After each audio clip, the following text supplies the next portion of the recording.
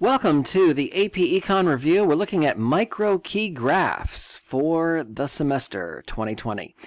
Glad you're with me. Are you living the 5? I'm living the 5. We've got 40 graphs to take a look at. Let's go. Look at key graph 1. This is the PPF, the Production Possibilities Frontier. Now, as you know, in order to be efficient, we are producing along the curve. We are producing somewhere between good Y and good X, B and C points, B and C being along the curve. Any other point that would be along the curve would be efficient.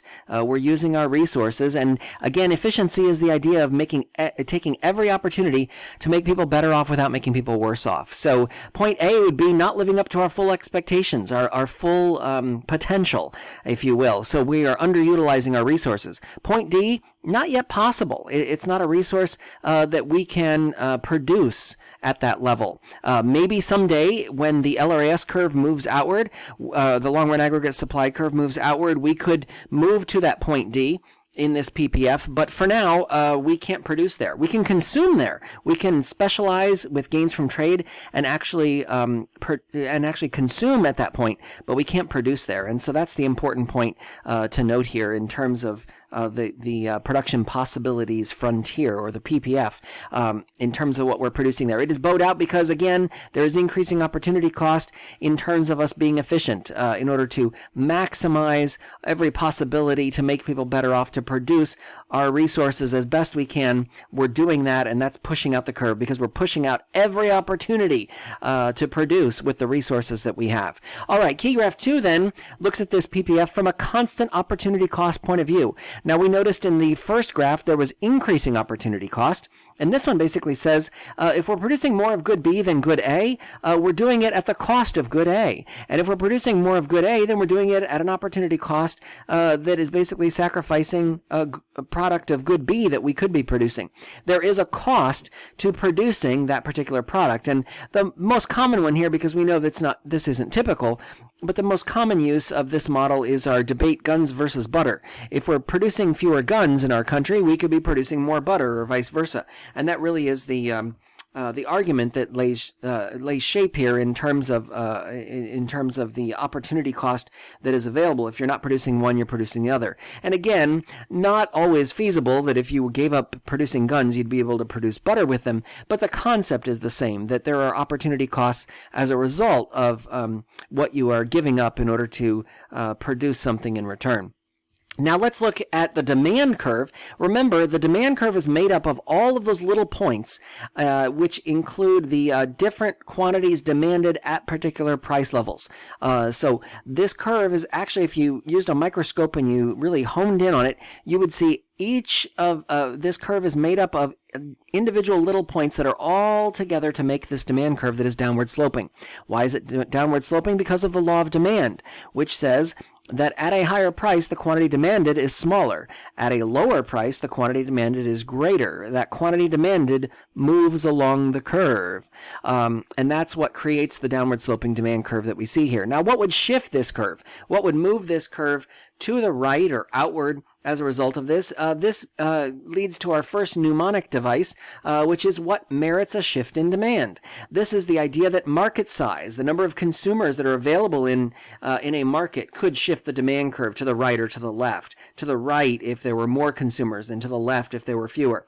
Expectations, including future expectations about this product and the demand for this product, can change the demand curve. And by changing the demand curve, we mean moving it outward or rightward or leftward or inward. A change in demand is a movement of the curve. A change in quantity demanded moves along the curve, right? Okay, so related prices of related goods. This could be a complement that is, the price is going up and therefore the demand is shifting inward. For this product, or the complement is actually falling in price, and therefore the demand for this product increases or shifts outward because the related price of a related good has fallen. Income, when people get laid off or lose their jobs in a recession, for instance, the demand curve could shift inward, versus in expansionary economic times, the demand curve could shift outward because pay is increasing and people are making better salaries, that sort of thing. And again, it's got to be more than one person that's impacting the demand curve here. But if we can see that income is rising, that would be a shift. That could be a shift in the demand curve in terms of shifting it rightward or outward. And then we have a taste and preference model. The commercials that change and marketing techniques that change our tastes and preferences can shift the demand curve one way or the other in terms of that. But remember, price is never a demand shifter. It's also not a supply shifter.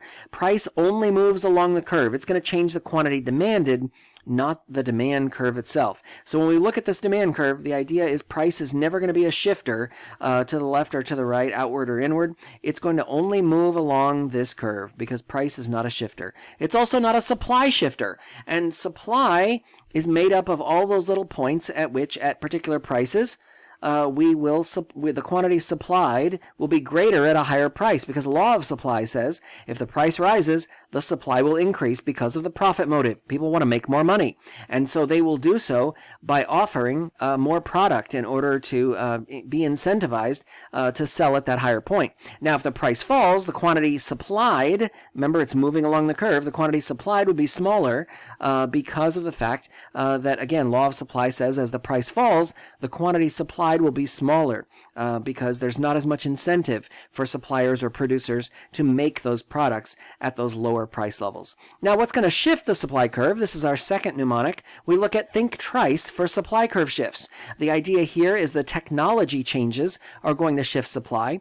If we have new technologies and new innovations, that would shift the supply to the right. If we have fewer technology changes, or we have a virus or some type of technological breakdown, that could shift the supply curve inward or rightward or leftward, related prices, including related government actions, can shift the supply curve here. And this includes changes to taxes that are imposed on consumers and consumer marketplaces. So if you're cutting taxes, the idea here is that this could change supply, and in the supply curve, if taxes are going up and the taxes are being imposed on businesses like this, then the supply curve may shift inward. If taxes are being cut to businesses, this could shift the supply curve outward. And I misspoke. It's not consumer taxes here. It would be taxes on businesses that would impact the supply curve. Taxes on individuals would impact income, and that would shift the demand curve. So my apologies there.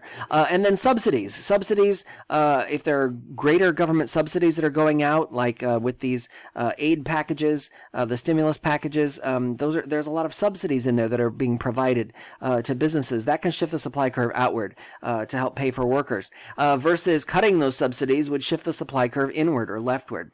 And then inputs. Think about the resources that are going into this. This also includes people. This is human resources. So inputs, they cost money too. And these inputs, if they're increasing in price, that could shift the supply curve inward. If they're becoming cheaper and lower priced, that would shift the supply curve outward or rightward as a result.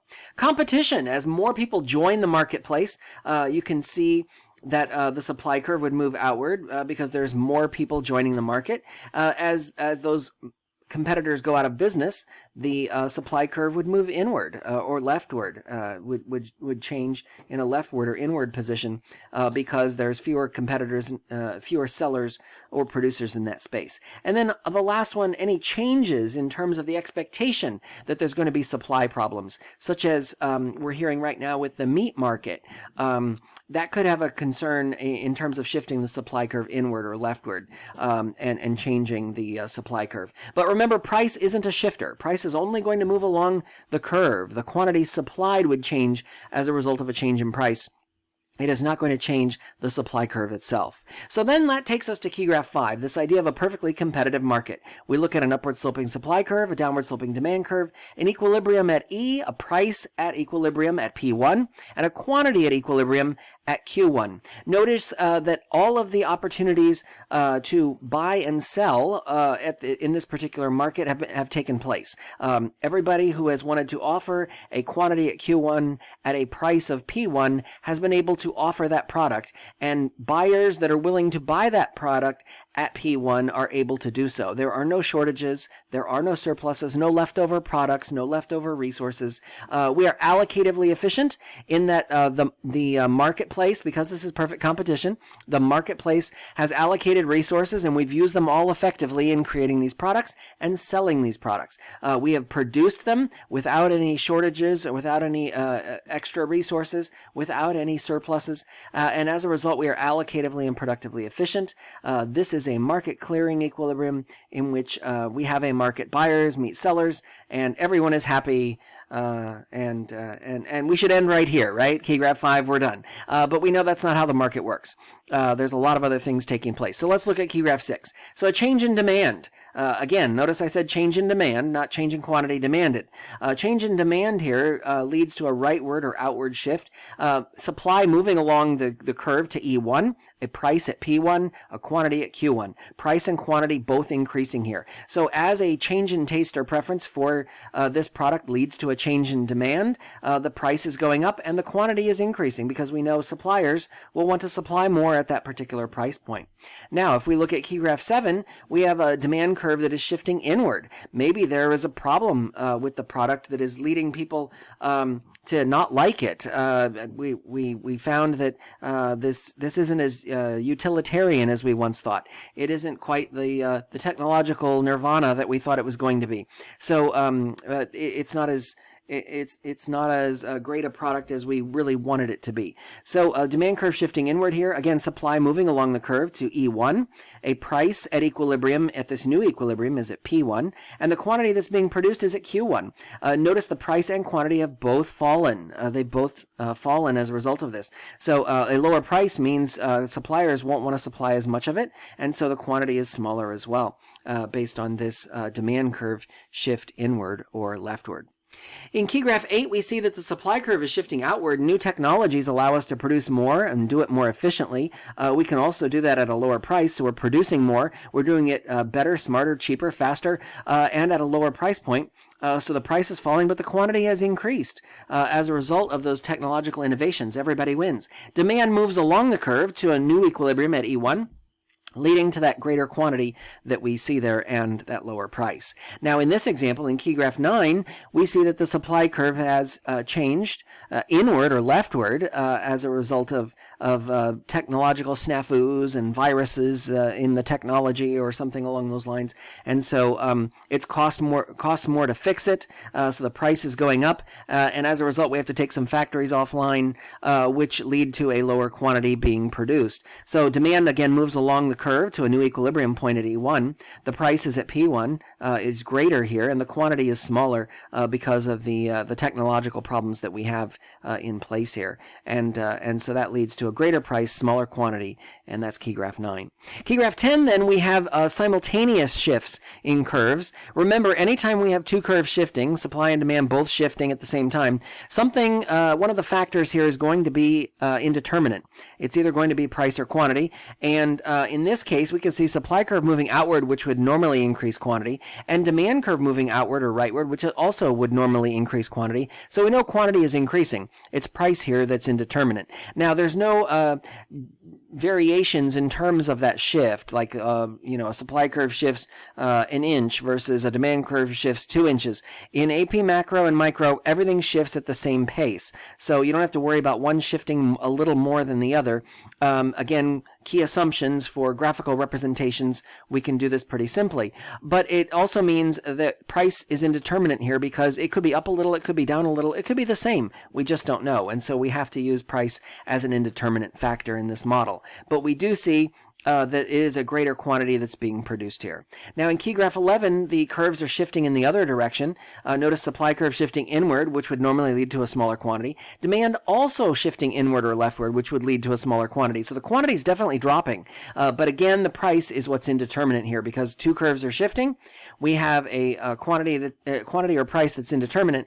And in this case, because we know quantity is falling, we can see that it's the price that is indeterminate in this factor. One would normally lead, a supply curve shift inward would normally lead to a higher price. A demand curve shifting inward would normally lead to a lower price. So in this case, does it go up? Does it go down a little bit, up a little bit, or does it stay the same? We're going to say it's indeterminate. and that would be the College Board answer, would be indeterminate.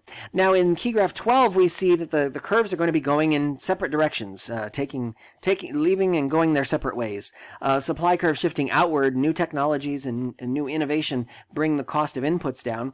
That's great news. But the demand for the product isn't as great as what we thought it would be. Taste and preference really isn't there. We got to do some marketing there.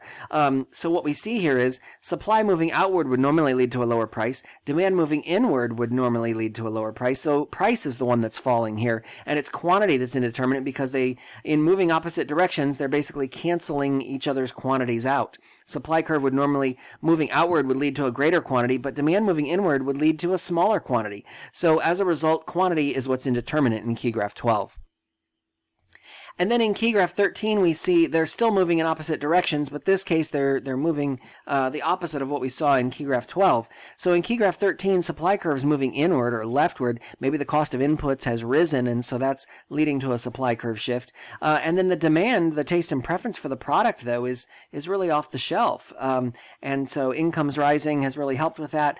So in this case, we see that the demand curve shifting outward, which would normally lead along the supply curve to a higher price level, and the supply curve shifting inward would normally lead to a higher price level. So price is definitely rising here. Both of the curves are showing us that. But it's quantity that's indeterminate, because when supply curve shifts inward, normally we have a smaller quantity. And when demand shifts outward, we normally have a greater quantity. So they essentially cancel each other out, and we end up with quantity that's indeterminate in this model that we see here. Now, that kind of ends the looking at the shifts in demand and supply, what merits demand, and think twice for supply. So then we get to key graph 14, which is looking at a price floor. Remember, in order for a price floor to be effective or binding, it's got to be above equilibrium. So think of this as a minimum wage, for instance. In order to be above in order to be effective, it's got to be above equilibrium. And in this example, what you see here is we're talking workers, because this is a minimum wage. So the supply of workers is actually greater in terms of who's willing to work at this particular price. Unfortunately, who's willing to buy, employers, and demand these workers is actually smaller than what we would see at equilibrium. This creates a surplus. People who want to work but can't find a job. These are the structurally unemployed, because there's just not enough jobs being demanded by employers for people to fill them. But we have a lot more workers as a result. So this creates a surplus. This is the idea that it is not efficient, because this is a model in which we are not allocating all of our resources, our inputs, human resources, in this case, effectively. And so we have people that are unemployed as a result of this. So this would not be efficient in this regard. And we have an arbitrarily smaller quantity that is being funded at this price floor. In key graph 15, we see there's a price ceiling. This is like rent control, an example that you would see here. And again, to be effective or binding, it needs to be below equilibrium.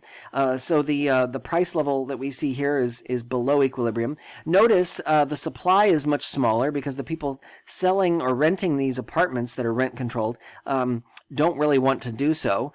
So they're taking them off the market, or they're making renovations, or they're doing things to cut costs so that they don't have to incur the cost. And so this leads to an arbitrarily smaller quantity at this price ceiling than what we would normally see in a perfectly competitive market. Now notice the demand is off the charts. You have a much greater demand at this price ceiling, or this rent-controlled apartment, than what we have supplied. So that creates the shortage that you see here. And this is, again, inefficient, because the idea is we have a shortage. Not everybody's getting an apartment, so we're not producing enough apartments at this particular level to meet the demand that is out there. And so this would not be efficient in having this shortage. Now, in looking at key graph 16, then, we see this idea of perfect competition. Again, going back to key graph 5, we have an upward sloping supply curve, downward sloping demand curve, an equilibrium at E, a price at P, and a quantity at Q. But in this case, the government has stepped in and imposed a quota. They basically put an arbitrarily smaller quantity control in place. And the example used in the textbook is the taxi cab medallion or licensing model. DC has a similar model, no medallions, but the idea of a taxi cab license for every taxi cab in the city. Now, Uber and Lyft are changing this, but the idea is a smaller quantity in the marketplace leads to a greater price being offered. And if you hold the license for this quantity, if you are lucky enough to get one of the licenses, you can charge a higher price at P1, and this quota rent box, this green box that you see here, essentially becomes part of your profit. So your producer surplus, which is normally from P2 down to the supply curve, essentially includes this quota rent in addition to that triangle. So your producer surplus ends up being part of the quota rent and the producer surplus triangle that you see down here. Now, it does introduce a new model, a new aspect to this model, and that is the idea of deadweight loss. Notice that the deadweight loss is pointing to the point of original equilibrium in this model, and you'll see that throughout. When we have deadweight loss, it's pointing to that area of the original equilibrium, that original equilibrium point. And what it's trying to show here is that there is inefficiency in this market. We're not producing where we could be in a perfectly competitive market. And even though producers are going to gain from this, their consumer surplus has shrunk. What would normally be a consumer surplus down to the price and up to the demand curve is now just this small triangle above P1 up to the demand curve, much smaller in terms of their willingness to pay in this regard. So there are opportunities for transactions that aren't taking place as a result of this, and unfortunately that is what's creating the inefficiency in the market. Now, if we look at key graph 17, much like a quota limit, exact same graph, the only difference here is that it's a tax. Now remember, how do we get to this P1 level? The idea is a tax, a related government action, remember the R in trice, is going to shift the supply curve. That leads us to demand moving along the curve to E1 and a new price point at which we would charge consumers P1. But this tax is going to go to the government, not to the quota rent, which would go to the producer. So the producer is only getting P2, much smaller amount than they were getting before, thus not as much incentive to produce as a result of this. And still a deadweight loss that is created, an inefficiency in the market as a result of what we're seeing here. So the government's getting this part, consumers are paying P1, producers are receiving P2, and we're not producing nearly as much as we could in a perfectly competitive market. Now let's transition and look at elasticity. And if you need some refresher here on some of these, you might want to go back to Chapter 5 and just take a spin through Chapter 5 one more time. Key graph 18 is about this idea of perfectly inelastic demand. This is where consumers are slaves to the price, okay? Perfectly vertical or inelastic demand curve is showing us that you have to have it. You'll pay whatever price that you can because you have to have this product. And insulin is a good example of this. So the price, whatever the price is, whatever supply is being offered, the consumer is going to pay it. So if the supply curve moves up, moves down, whatever the case, the demand at this quantity is going to be there because people have to have this product. So that's perfectly inelastic demand, meaning consumers are the ones that are basically slaves to the price because they have to have the product. They are committed to the product. If they don't have it, they will die. And so that's the perfectly inelastic demand that we see here. Now, in key graph 19, we see perfectly inelastic supply. This is where producers are basically captive to the price. And in this case, demand can move upward, demand can move downward, and the producers will basically accept whatever they can get. Why? Because they don't have a choice. It's not like they can move their parking garage. And this is the example that I use here. Perfectly inelastic supply with a parking garage, if you're in a metropolitan area, you may have days which are holidays, and you're not going to get any traffic. So you're going to have a much lighter schedule. So the demand for those days may shift the curve leftward or inward, leading to a lower price. And you're going to take that price. Why? Because it's a holiday. You're going to offer sales in order to get cars in spaces. That's going to help make you money. Otherwise, they go empty. And what happens? You end up sitting there with an empty lot and no cash in your pocket as a result of it. So perfectly inelastic supply is where producers are captive to that price.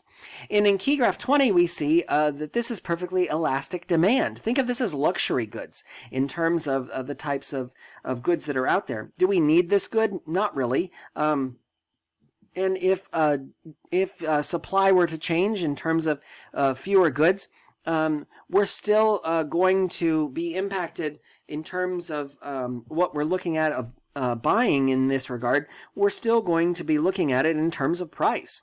Well, how much is that home? How much is that jewelry? How much is that yacht? All of these things are perfectly elastic in that we don't need them. We can forget them or forego them until the price comes down.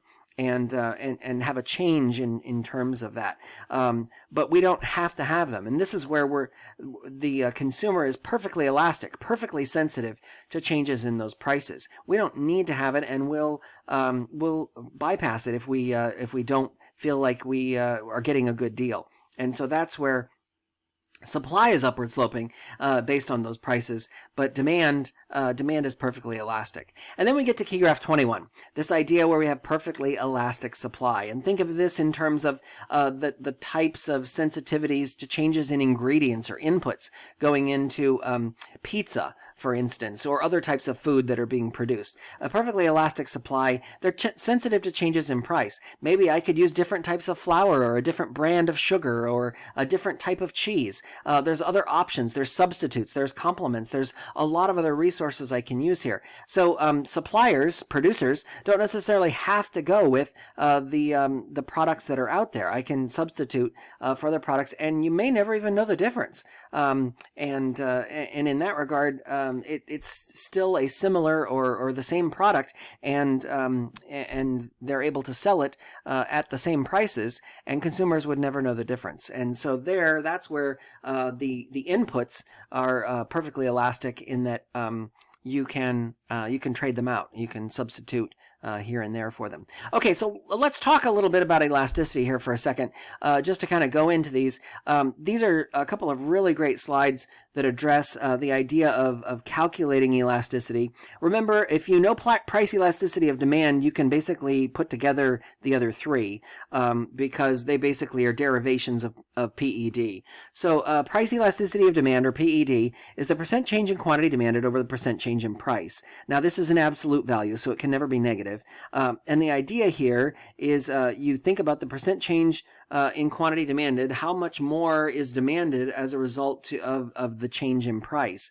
And that's going to give you how elastic the demand is for your product. So if the number is larger than 1, you're going to have a very elastic product. If the number is between 0 and 1, you're going to have a more inelastic product. And if it's 0, your product is perfectly inelastic in that people would have to have it, and they would buy it regardless. And then unit elastic is the idea, exactly 1 would be unit elastic, and that is any changes in price would be offset by changes in quantity demanded such that they're still going to buy the same amount. And that's the example you always hear about, hey, I'm going to spend $100. I have a budget of $100 on Christmas decorations.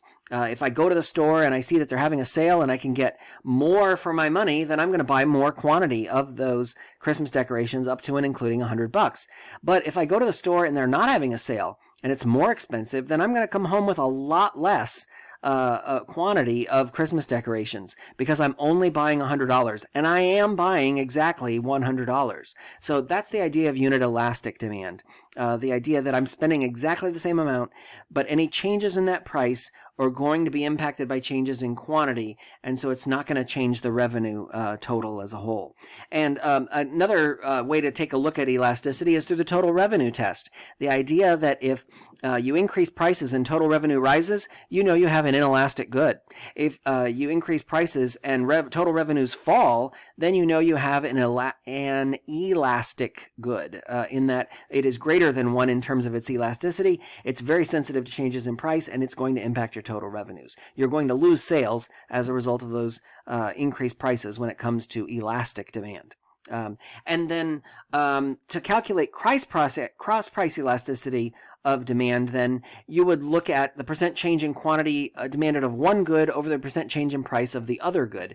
And in this case, again, just a derivation of PED, but the idea here is if that number is negative, then that's going to tell you that it's a complement. It's something that's going along with the product that is there. So if you look at hot dogs and hot dog buns, the price of hot dogs goes up, therefore the demand for hot dog buns decreases, leading to a negative number, that's going to tell you they're complements. They go together. Versus Coke versus Pepsi, changes in the price of Coke leads to greater quantity demanded for Pepsi. That's a positive number, and that tells you that it would be a substitute. And so that's how you can calculate cross-price elasticity. A lot of times they'll give you the number and ask you to explain whether it's a complement or substitute. So think of a complement as the idea that you're the opposite, really, of giving a compliment. A compliment would be very positive, but in this case, a compliment in economics is the negative number in terms of that cross-price elasticity. Think of it as I'm reaching out my hand, the negative number of my arm, the negative sign of my arm is essentially grabbing the other good to take it with us. And then a substitute, hey, isn't it always a great day, a very positive day when you have a sub free period, right? So cross-price elasticity, when it's positive, you'd have a sub that day, and that would involve a substitute. Income elasticity of demand then is essentially, again, think PED, think the formula for PED, percent change in quantity demanded over percent change in income instead of price as a result of this. So here, what we see is if your percent change in quantity demanded over percent change in income leads to a negative number, that's going to be an inferior good. And if it's a positive number, it'll be a normal good. And anything greater than 1, would be income elastic, meaning that there are definitely sensitivities to changes in prices, and that impacts the demand of the product. Versus a positive number from 0 to 1 or less than 1 would be income inelastic, meaning it's something that I have to buy it regardless. It's a normal good, but I have to have it. And that would be anything less than 1 would be income inelastic in that regard. And then the last formula here is price elasticity of supply. And this is the idea of percent change in quantity supplied, in this case instead of demanded, over percent change in price. And here you would see if the number is 0 in terms of percent change in price, if the number is 0, you would have perfectly inelastic supply, meaning the percent change in quantity supplied over the percent change in price equals 0. There's really no effect. The price is not having an effect on the quantity that is supplied at that point. That would be your vertical supply curve that we talked about in the parking garage scenario.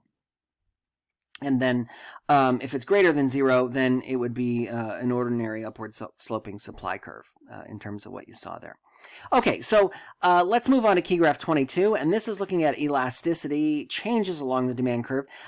We show you this to think about in what space, what type of the demand curve are you operating. Think of it in terms of quantity effect and price effect in the space here. So if you're in the upward portion of the demand curve, essentially you're operating in the elastic portion of the demand curve.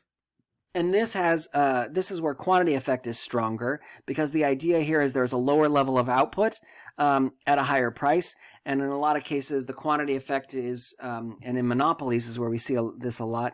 The idea is that you're making money off of the quantity you're selling, because you're selling it, especially a luxury good, you're selling at a higher price point, but you're selling the experience, right? So the luxury goods operating in this elastic portion of the demand curve, but you're selling them at a higher price. Why? Because it's a status symbol. You're buying the experience, the product, the taste and preference that we're looking at there, versus operating in an inelastic portion of the demand curve, in which people have to have the product, or essentially the Walmart effect. The volume is you're making it up in volume, so higher levels of output are possible because you're lowering the price, and that price effect being stronger there than the quantity effect in the inelastic portion of the demand curve. And then unit elastic, as I said, you're spending the same amount regardless. Any changes in price are offset by changes in quantity demanded,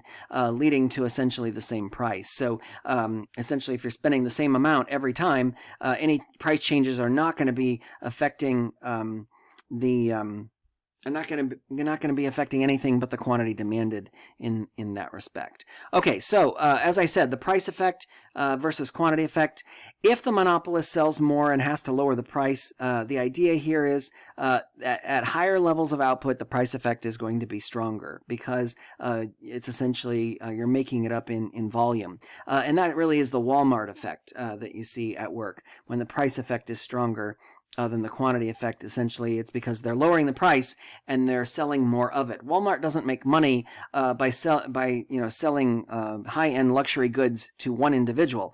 They make their money by making pennies off of one individual and then selling those same products to tens of thousands, if not millions of people.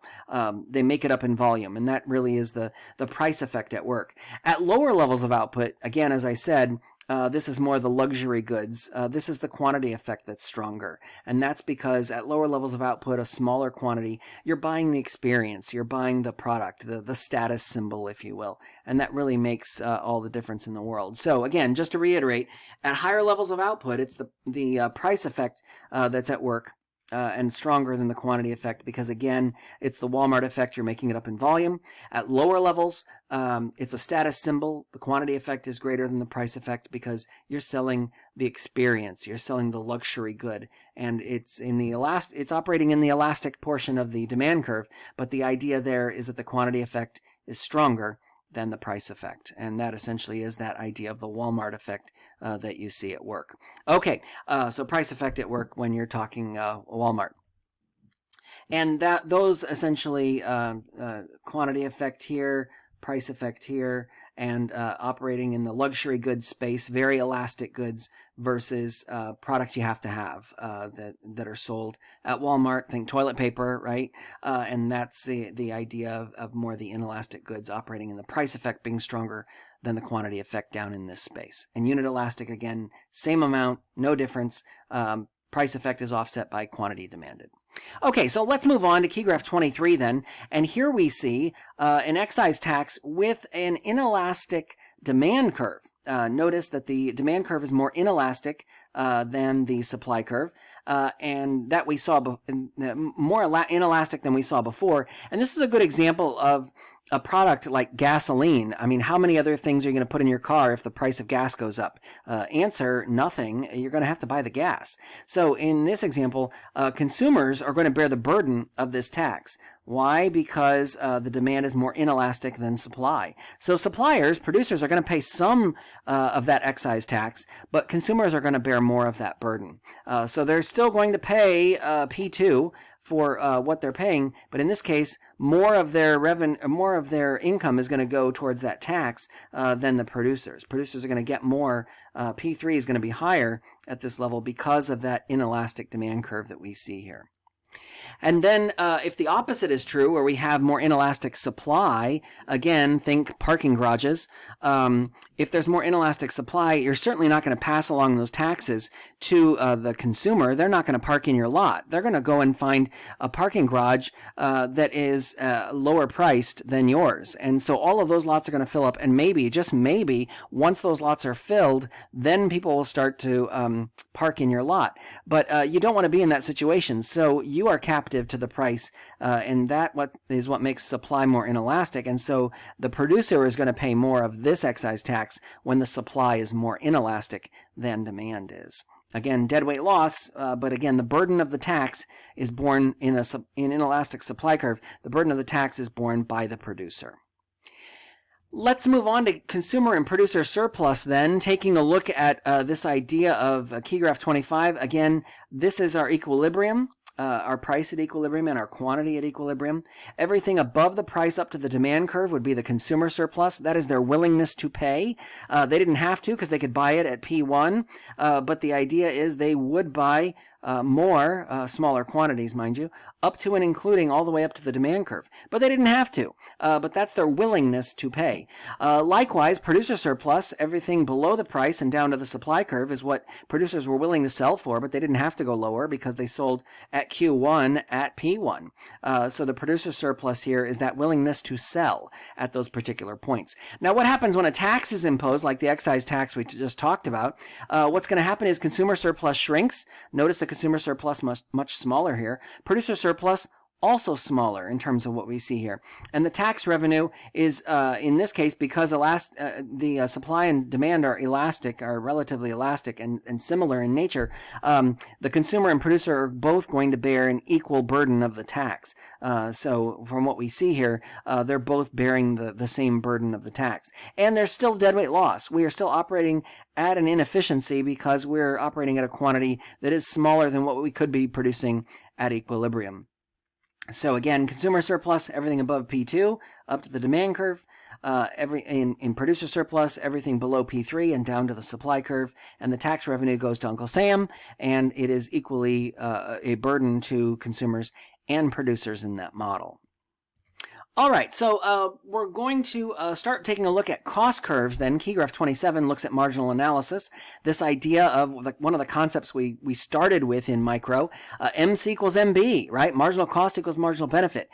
When the marginal benefit is greater than the marginal cost, we continue to do those things until the marginal cost meets the marginal benefit, and then we stop. Why? Because the marginal costs start to rise. We're not getting the same benefit as we were before, and so as a result, we stop.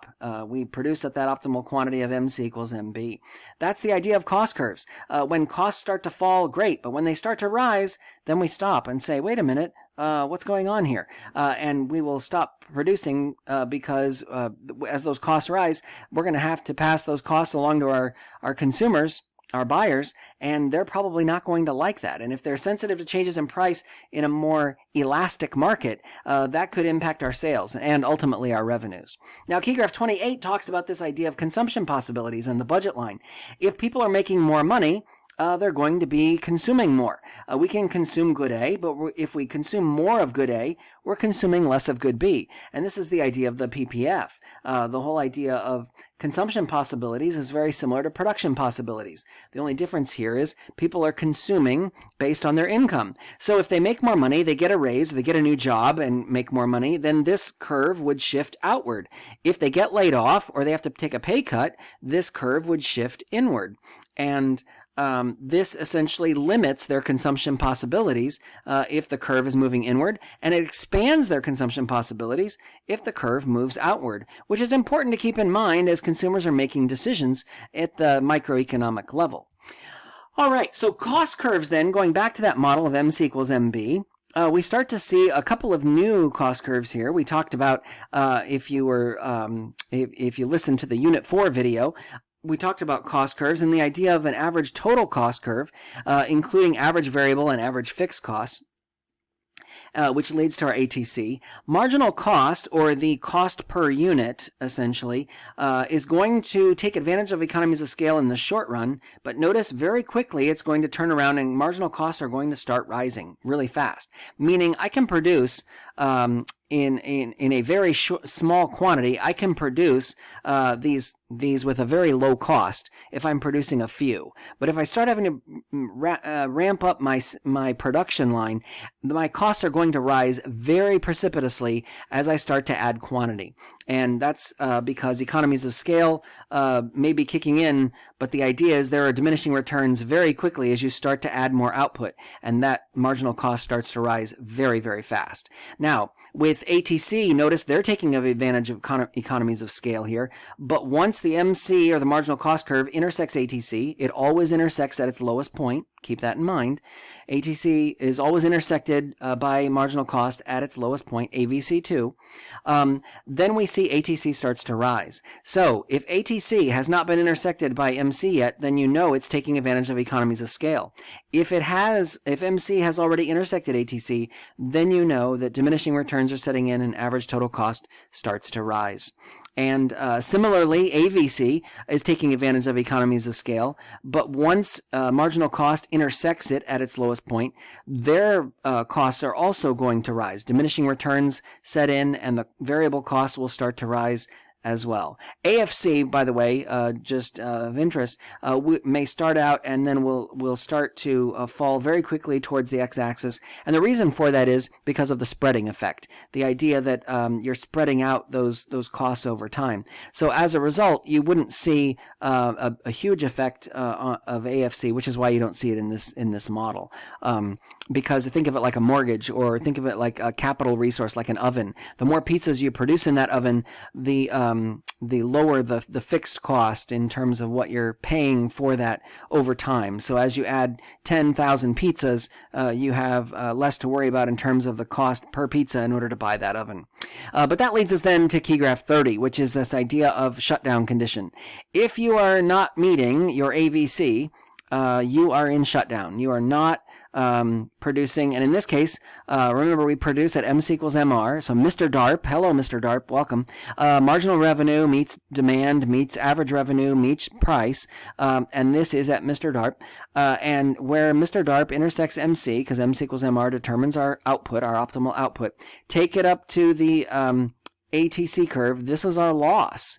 This is a loss that we're incurring. And if we're not able to meet our AVC, AVC needs to be at Mr. DARP meets MC. If it's not, then as you can see here, it clearly is not, then we are in shutdown condition, which means we are not able to cover our variable costs, and as a result, we should shut down. We should reorganize, try and reopen, cover those costs, but chances are businesses that do that probably won't be reopening, and that's the disappointing part of business in that respect.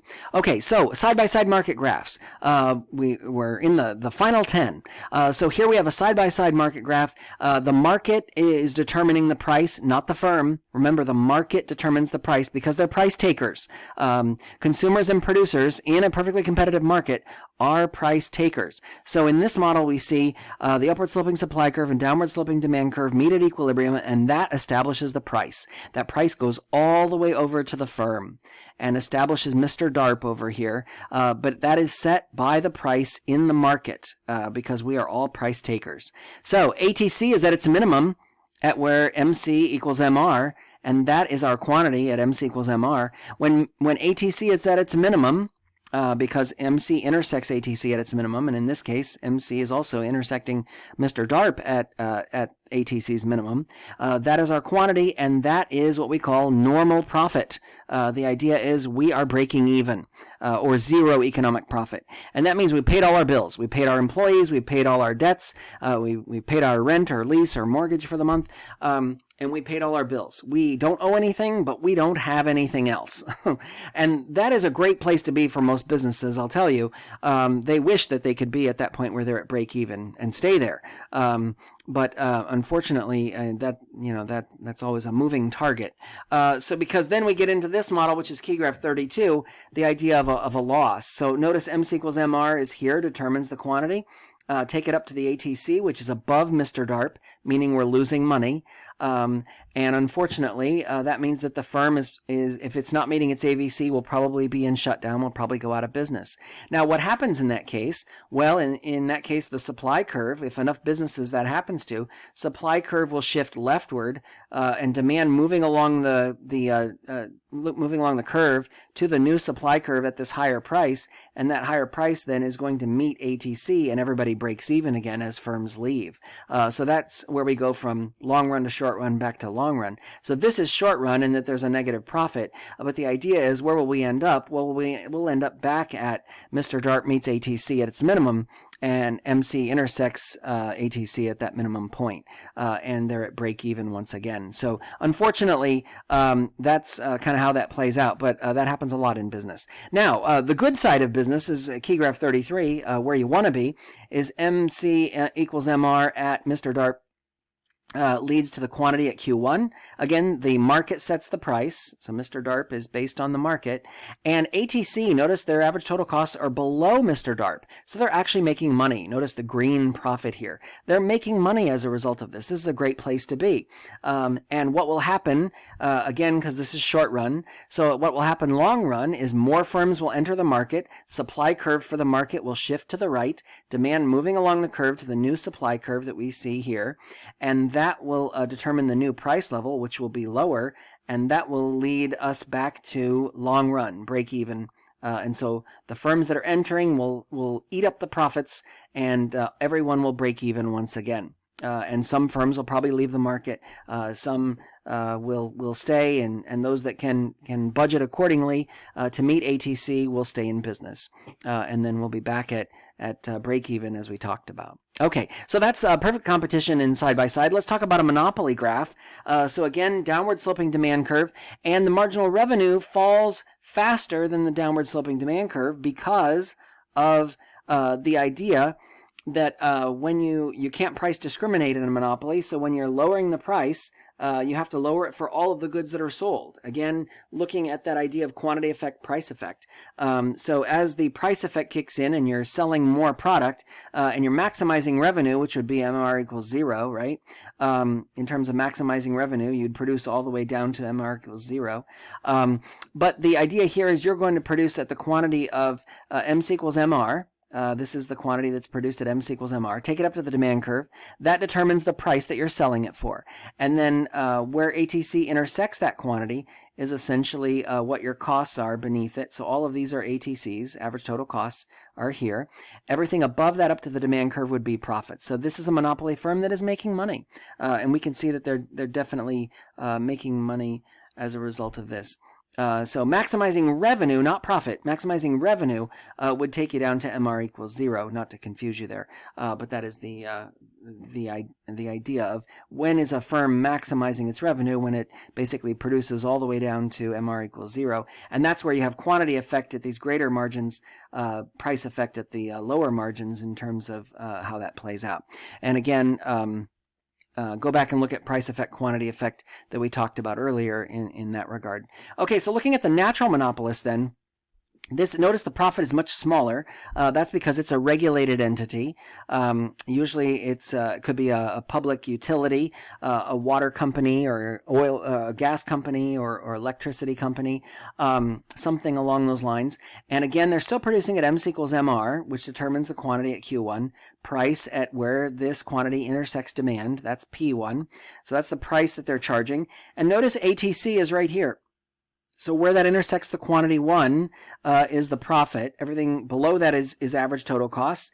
Above it is profit. And it's a much slimmer profit than what we saw in the previous key graph. But it's important to note here that if we were socially efficient, remember, is where you're meeting your marginal costs. So where marginal cost meets demand, that's where you'd be socially efficient in terms of what you'd be producing and selling for. And notice it's below ATC, so you'd be losing a lot of money. The natural monopoly would not be in business very long if they were socially efficient. And then a lot of governments will regulate and will say, well, you should at least be allocatively efficient in terms of where your ATC meets the demand curve. This is the quantity of allocative efficiency. You're breaking even because you're making your money back. But again, how long would these companies be in business if they were just breaking even? And especially if they're using the profits to do things like tree maintenance on electric lines and power lines and that kind of thing, and investing in putting lines underground, if they have no extra money to do that with. So that's why you see a sliver of a profit here for a natural monopoly in terms of how that plays out. But that would be the what we would see there in terms of that allocatively efficient. We're allocating resources to pay for your average total costs, but nothing more. Okay, so monopolistically competitive firms then, this is the idea of firms, think of restaurants in a shopping mall, think of food outlets at a shopping mall, a lot of variety, but essentially one location, and not everybody can get in there. There are scarce resources in terms of there's only so many restaurants that can be in this space. So they're competitive. They have a monopoly in terms of they made it in as part of the other restaurants that are in there, but they are competitive in that they're differentiating their product. And the nice part is that your friends can go with you there. You can all get different types of food, and you can all eat there in the food court. And so that's why it's a good example of a monopolistically competitive marketplace. They're going to break even, and this is a long run. They're going to break even in the long run. We'll see what happens in the short run here in a second. But the idea is they are going to break even, and that is determined because, again, the quantity is at MC equals MR. So the quantity determined at MC equals MR, take it up to the demand curve, just like a monopoly, and the price is here at P1. But notice the ATC is intersecting at the demand curve, so they're breaking even in this long-run zero economic profit model. That isn't always the case, because as you can see here in key graph 37, you have a model in which, again, MC equals MR determines the quantity, take it up to the demand curve, that's P1, and then the ATC is essentially all of these down here are average total costs, all of the costs that they're paying, fixed and variable, and then everything above that to the demand curve would be profit, in terms of profit. Now, what happens in this model when companies are making a profit? Well, other firms may move in, and the demand for your product may shift leftward or inward, leading to a break-even status. And so this is short run. Long run, where do you end up? You end up back here, where the demand curve shifts, eats up those profits, and as a result, you end up back at break-even or zero economic profit. Now, graph 38 then shows us, again, we produce at MC equals MR, take it up to the demand curve. Look at ATC. It's above the demand curve. So here, we're actually losing money. We're not making money. We're actually losing money in this regard. Again, what's going to happen? Demand for our product will move outward if we survive, because other firms are leaving the marketplace. Because they're leaving the demand for our product, think of it when food places in the food court go out of business. They board them up and they say, coming soon, something else. But until then, you can't shop there, you can't eat there, so it is limiting your options. So the demand for those other options actually increases or shifts rightward, and what it's going to do is the demand curve will shift outward or rightward to meet the ATC here at this particular point and break even once again, and you end up back at key graph 36, at long run equilibrium, where you're breaking even all over again. Okay, so let's take a look at the labor market then, in terms of what can change labor demand for labor and the supply of labor in this regard. It's a side-by-side graph. Remember, these are people we're talking about. So the wages here are the price that is set is the price for a worker. When you're thinking about this in terms of the labor market, there are some things that can impact this, if you may remember, that can shift the demand and supply for labor. So let's take a look at that for a second. Shifting the labor demand curve is P-soft. The idea of prices of goods, supply of other factors, and technology. That can change or shift the labor demand curve in terms of what we see here. Shifting that, moving to a higher wage if the demand moves rightward or outward, versus leftward, the wage falls. And again, the market is setting the wage for those firms because it's a perfectly competitive market in this case. So if the demand for labor moves because of increases in technology or prices of goods change, then that can impact the wage and ultimately impact the quantity that's being hired. So if the wage goes up, notice the wage, if it's higher, notice the quantity will be smaller in terms of what the firm will hire. And if the wage drops, then the quantity will be greater in terms of what the firm would hire at that particular wage point. And then what's going to shift the supply curve then? The supply curve of the market is P-POW. And this is the idea of preferences. Women didn't want to go back home after World War II. They wanted to work. That changed the labor supply curve, increased the labor supply. Population changes or immigration can impact the labor supply curve, as well as other opportunities and new fields for people to go into and that sort of thing.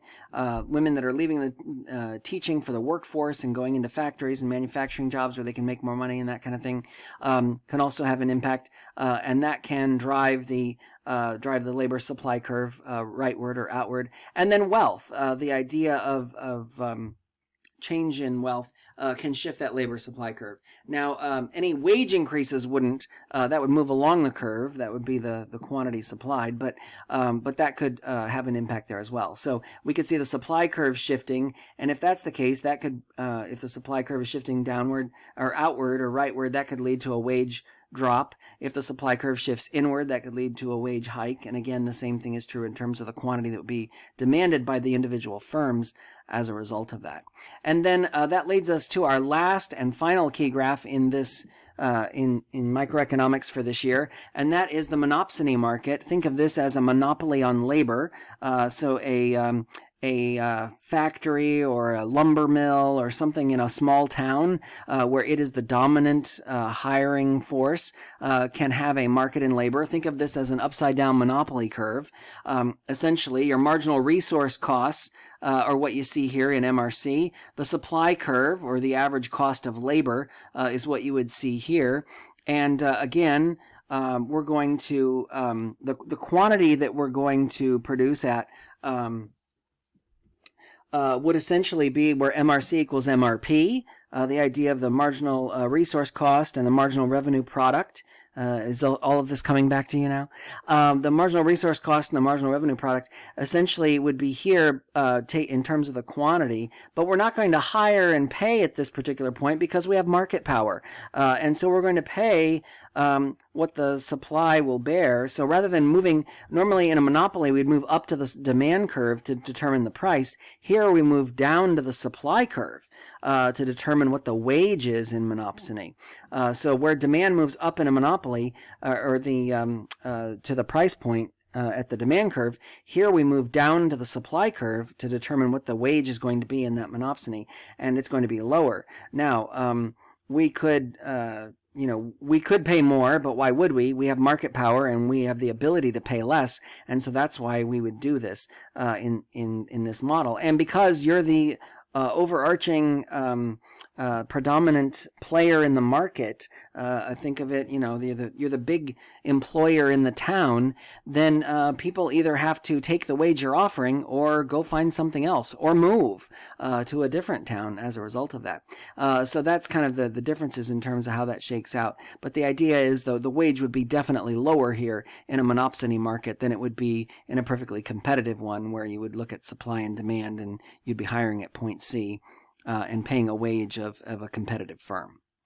Well, I hope you found this helpful. I hope this was helpful. This ends the key graphs for microeconomics for AP Econ in the 2020 exam. Live the 5. I hope you'll do well. I know you'll do well. So live the 5, and we'll see you at the macro review.